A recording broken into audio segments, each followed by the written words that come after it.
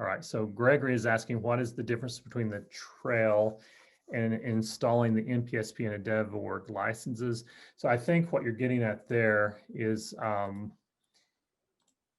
in this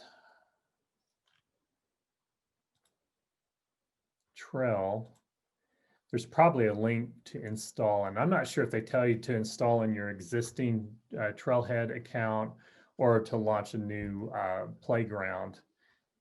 And they're showing you the data model here. So,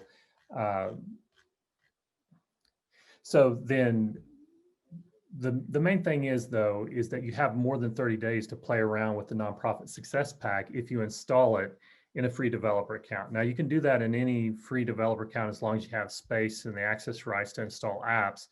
But the idea is that when you're ready to try and put a ring on it and do something official with a nonprofit, is in starting the trial for them, that starts the clock ticking for their 30-day trial.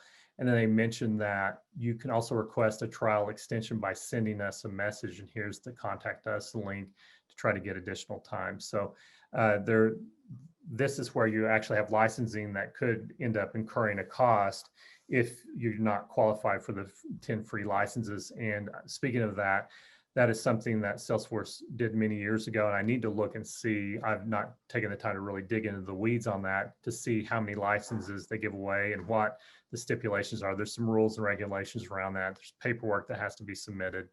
All right, so good question.